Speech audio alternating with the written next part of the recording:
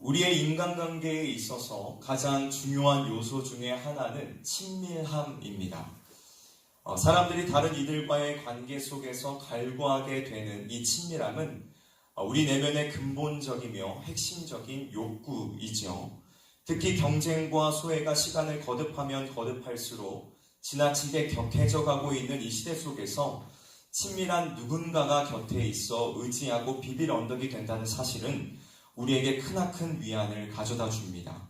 우리 지금 옆에 앉아 계신 분들의 얼굴을 한 번씩 바라보실까요?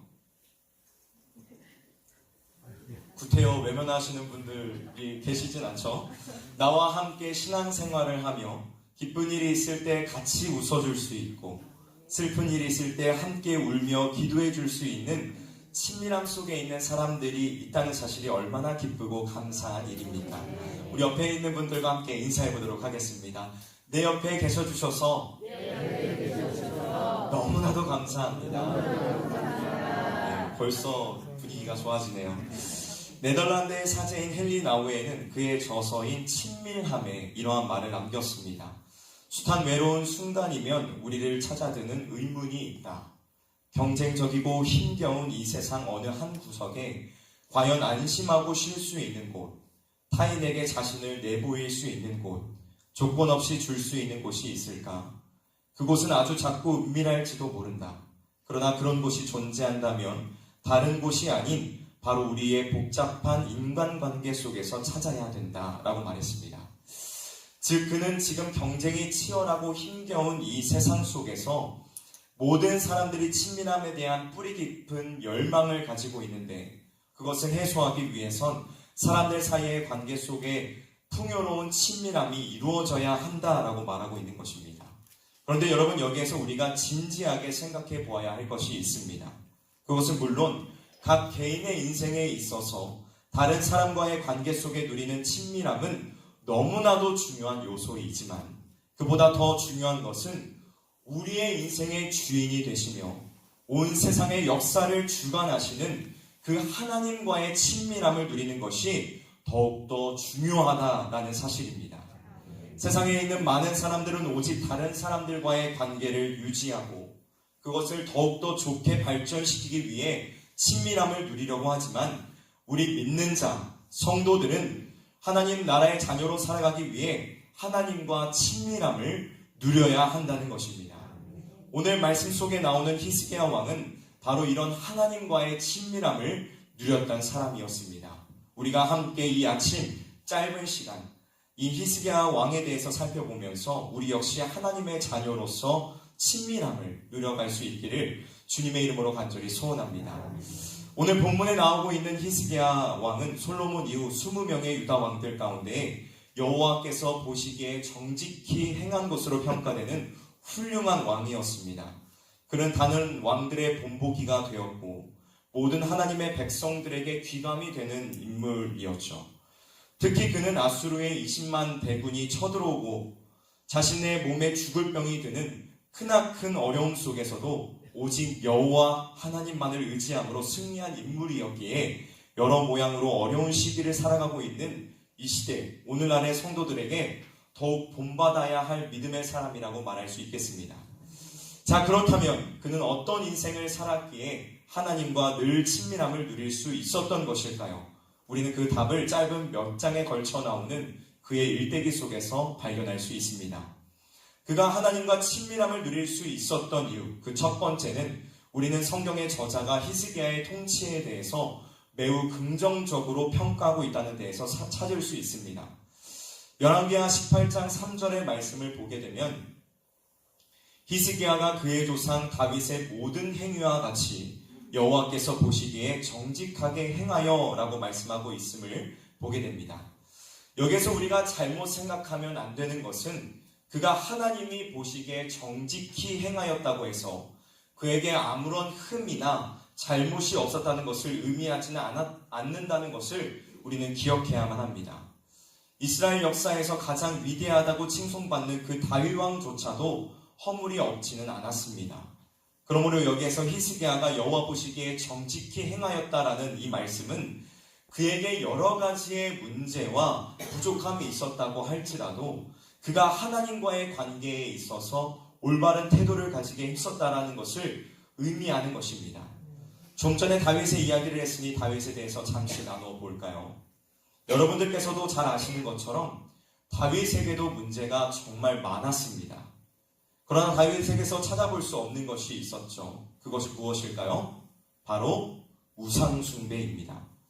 다윗은 윤리적으로 큰 죄를 범하였고 또 왕의 직무를 행함에 있어서 직권을 남용하는 죄를 범하기도 했지만 종교적으로 우상숭배를 하지는 않았습니다.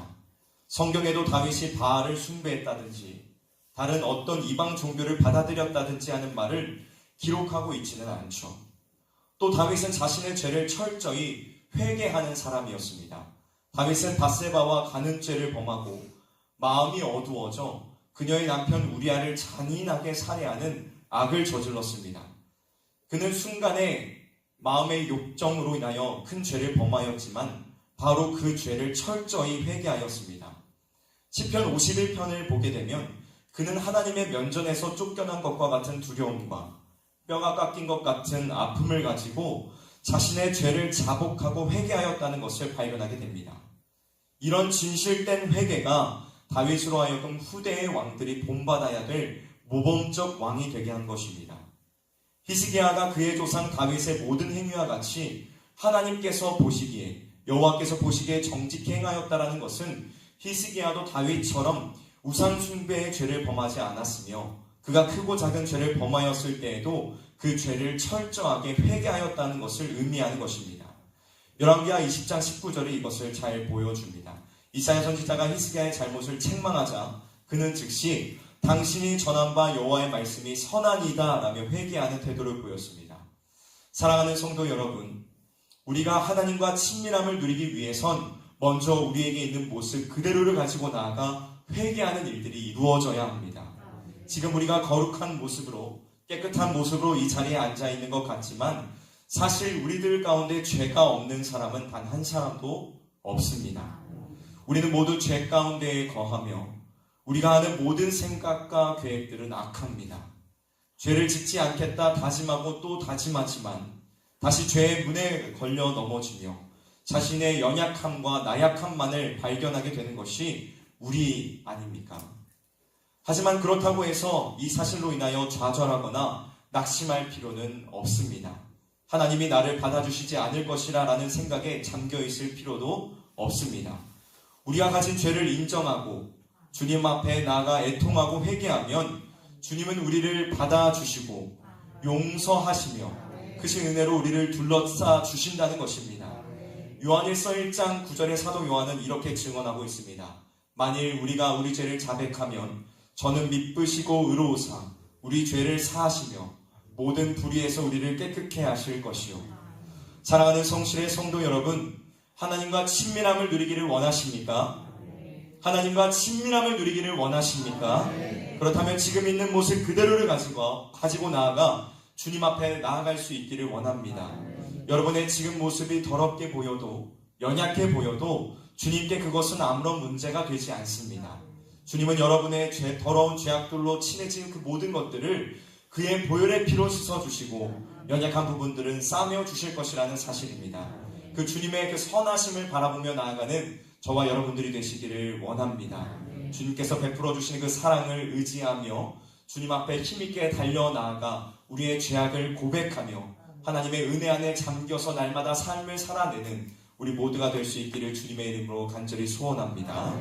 다음으로 히스기야가 하나님과 친밀함을 누릴 수 있었던 이유 그 두 번째는 각종 우상 숭배 행위로 더럽혀진 예배를 개혁하고 오직 하나님만을 의지했기 때문이었습니다.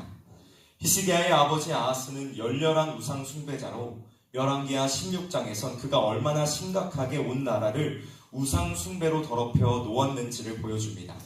그는 자기 아들을 불 가운데로 지나가게 하며 또 산당들과 작은 산 위와 모든 푸른 나무 아래에서 제사를 드리며 분향하게 하였습니다. 너무나도 충격적이고 잔혹한 일이죠. 고고학에 따르면 고대 가나안 지역에 실제로 아이들을 제물로 바친 인신 제사가 행해진 흔적들이 있다고 합니다. 아하스 시대의 이스라엘 백성들은 가나안 사람들의 종교적인 풍습을 본받아 그런 끔찍한 일들을 행했던 것입니다. 아스는 그뿐만 아니라 아람과 북이스라엘 연합군의 침략 앞에서 이사야 선지자의 만류에도 불구하고 아수르 왕 디글랏 빌레셀에게 원군을 요청하는 잘못을 범하였습니다. 하나님만을 의지하지 못했던 것이죠. 이것으로 인하여 남유다는 아수르의 속국이 되다시피 어려움을 겪게 되는데, 안타깝게도 이러한 정치적인 종속관계는 즉시 종교적 타락으로 이어지는 결과를 가져오고야 말았습니다. 아하스는 아수르 왕을 만나러 다메섹으로 갔다가 그곳에 있는 제단을 보고 그 모양을 본따 만든 새로운 제단을 예루살렘 성전 앞에 세우게 했습니다. 게다가 그는 아수르 왕을 두려워하여서 성전 구조물을 자기 멋대로 변경하기도 하는 등 굴욕적인 혼합 종교 정책을 펼치기도 하였습니다. 그랬으니 당시 유다의 종교적 영적 상태가 어떠했겠습니까? 아마 말도 못할 지경에 놓여 있었을 것입니다. 이런 사회적 상황 속에서 아하스에 이어 왕이 된 히스기야는 자신의 아버지가 세웠던 여러 우상들을 제거하기 시작하였습니다. 산당들을 제거하고 주상들과 아세라 목상들을 파괴하였습니다. 또 그는 광야 시절 모세가 만들었던 놋뱀을 부수었습니다. 히스기야가 놋뱀을 부순 것은 이스라엘 백성이 그것을 신통한 물건으로 알아 그것에다 분향하는 등 제사 행위를 해왔기 때문이었습니다. 사실 이 놋뱀은 구원의 능력이 오직 하나님께만 있음을 믿고 그분만을 바라보게 하는 수단이었을 뿐이었습니다. 그럼에도 불구하고 물건 자체에 어떤 신성한 힘이 있는 것처럼 생각하여 그것을 숭배하는 이스라엘의 행위는 참으로 무지한 일이 아닐 수 없습니다. 히스기야는 과감하게 이런 잘못된 종교적 행위들을 그치게 하므로 백성들의 무지를 바로잡고 참된 예배가 회복되도록 하였습니다. 이러한 히스기야의 개혁운동은 하나님을 향한 그의 믿음과 헌신에서 나온 것으로 열왕기의 기자는 히스기야가 그의 전후 어떠한 왕들보다도 이스라엘 하나님 여호와를 의지하였다라고 증언하고 있습니다. 여기서 의지하다라는 이 말의 히브리어 단어는 열왕기에서 이 히스기야에 대하여 말할 때에만 사용이 되는데, 이것은 믿음의 대상에게 자신을 내어 맡기는 신뢰의 태도나 행위를 표현할 뿐만 아니라 그로부터 우러나오는 확신까지를 나타내는 것입니다. 즉 쉽게 말하자면 히스기야가 여호와 하나님을 의지하였다라는 것은 그가 자신과 나라의 모든 일을 여호와께 온전히 맡기는 가운데 불안과 두려움을 이겨내고 확신 속에서 왕직을 수행했다라는 것을 의미하는 것입니다. 사랑하는 성도 여러분, 우리는 우리가 가지고 있는 모든 우상을 내어버리고 오직 여호와 하나님만을 의지할 수 있어야만 합니다. 우상이라는 것은 다른 것이 아닙니다. 내가 하나님보다 더욱 의지하며 확신하는 그 모든 것이 우상이 될 수 있습니다. 때로는 나의 지식이 우상이 될 수 있고, 때로는 나의 경험이 우상이 될 수 있습니다. 또 어떤 때에는 사람이나 물질이 우상이 될 수 있습니다. 나에게 이러한 우상과 같은 것들이 있다면 그 모든 것들을 다 부숴버리고 제하여버리고 오직 여호와 하나님만을 바라보며 의지하며 나아가는 저와 여러분들이 되시기를 주님의 이름으로 간절히 소원합니다. 히스기야가 그랬던 것처럼 오직 여호와 하나님만을 굳게 의지할 수 있기를 바랍니다. 여호와의 지혜와 능력에 우리 자신을 내어 맡길 때에 우리에게 있는 모든 어려움을 이겨낼 수 있음을 기억하며 하나님과 친밀함 속에 동행함으로 승리하는 저와 여러분들이 되시기를 주님의 이름으로 간절히 소망합니다. 마지막입니다. 히스기야가 하나님과 친밀함을 누릴 수 있었던 이유 그 세 번째는 여호와 하나님께 밀착하여 그의 법을 떠나지 않았기 때문이었습니다. 오늘 본문인 열왕기하 18장 6절에선 히스기야가 여호와께 연합하여 그에게서 떠나가지 아니하고 여호와께서 모세에게 명하신 계명을 지켰더라라고 말씀하고 있습니다. 여기에서 연합하다라는 말의 원문의 뜻은 굳게 붙잡다, 꼭 달라붙다라는 의미로 히스기야가 얼마나 전심으로 하나님을 가까이 하고 온 마음으로 그분을 뒤쫓았는지를 잘 표현하고 있습니다. 그는 마치 어린아이가 엄마 손을 꼭 붙잡고 가듯이 하나님만을 따라갔다는 것이죠. 여러분, 이 낯설고 위험한 세상 속에서 아이가 엄마의 손을 놓쳐버리면 어떻게 될까요? 굉장히 불안하고 두려울 것입니다. 히스기야는 그러한 조바심과 마음의 긴장을 가지고 하나님을 가까이 하였다는 것입니다. 그는 한 걸음이라도 멀어질세라 하나님께 밀착하였고 한눈 팔세라 다른 것들에 시선을 주지 않았습니다. 그는 하나님만을 바라보고 그분께 꼭 붙어 있으려 하였다는 것이죠. 여러분, 만일 히스기야가 하나님께 붙어 있지 않았다면 그는 어떠한 삶을 살게 되었을까요? 당시 아수르의 왕 사네립은 20만 대군을 이끌고 와 북으로는 두로의 도시들을 무너뜨리고 서쪽으로는 블레셋 지역을 차례로 치며 마지막으로 예루살렘을 공격하고자 하였습니다. 이때 사네립이 남긴 비문을 보면 당시 히스기야가 세 장의 새처럼 예루살렘에 갇혔다라고 기록을 하고 있습니다. 이러한 상황에서 히스기야가 하나님을 꼭 붙들지 않았더라면 어떤 결과를 맞이하게 되었을까요? 아마 나라는 아수르 왕의 손에 넘어가고야 말았을 것입니다. 또 히스기야가 죽을 병에 걸렸을 때는 어땠을까요? 몸은 병과 싸우느라 하루하루가 힘들고 죽음이 가까이 엄습해온다는 사실을 알았을 때에 그 히스기야의 마음은 어떠했겠습니까? 하나님을 꼭 붙들지 않았더라면 그 어려운 상황을 도무지 이겨내지 못했을 것입니다. 그러나 히스기야는 하나님께 밀착하고 그분을 굳게 붙잡음으로써 적의 공격에서 나라를 건지고 병으로부터 자신을 지킬 수 있었습니다. 여러분, 하나님을 굳게 붙잡는다는 것은 절대로 추상적이거나 막연한 생각이 아닙니다. 그것은 아주 구체적이고 실제적인 일입니다. 방금 읽었던 6절 하반절에는 히스기야가 이를 위해 무엇을 어떻게 했는지를 보여주는 말씀이 나옵니다. 여호와께서 모세에게 명령하신 계명을 지켰더라. 바로 이것입니다. 하나님을 따르는 것은 그저 막연하게 생각으로만 또는 공허하게 입술로만 하는 것이 아닙니다. 하나님을 따르는 것은 또 몇 가지의 종교적인 행위를 한다고 해서 그 뜻을 따르는 것이 되는 것도 아닙니다. 모세에게 주신 계명, 곧 하나님의 말씀을 지키고 그분의 뜻을 준행하는 것이 너무나도 중요한 일이라는 사실입니다. 그것이 하나님께 밀착하고 그분을 따르는 일입니다.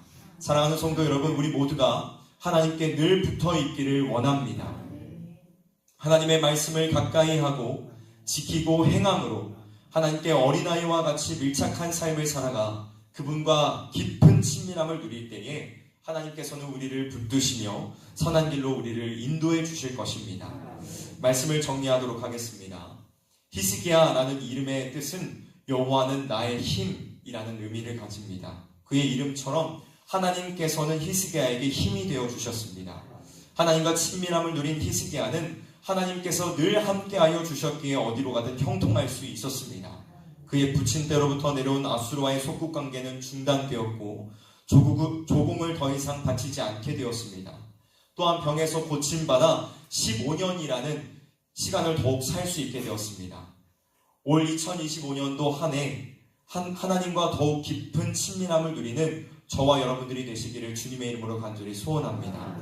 하나님 앞에 있는 모습 그대로를 가지고 나아가 우리의 죄를 회개하고 그분의 은혜를 간구하며 하나님의 말씀만을 의지하고 그분께 가까이 밀착해 있어 참된 친밀함을 누리는 저와 여러분들이 되시기를 주님의 이름으로 간절히 소원합니다. 함께 기도하도록 하겠습니다.